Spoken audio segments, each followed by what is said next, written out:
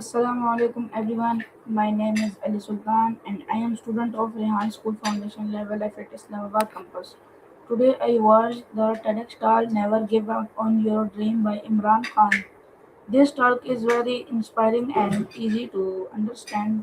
The main message of this talk is that we should never give up on our dream. Imran Khan explains that every person has dream and goal in life. Some people want to because become doctor, teacher, engineer, and success business people. No matter what our dream is, we should work hard to achieve it. I learned that success does not come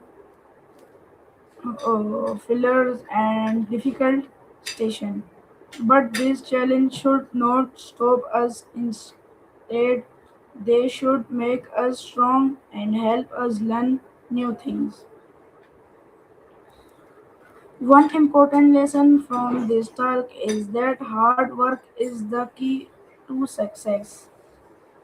If we work hard every day and stay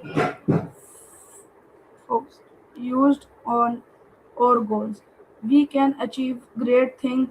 Even small steps can help us move closer to our dreams. Uh, After watching this talk, I felt motivated to work harder in my studies and never stop believing in my dream. Remind me that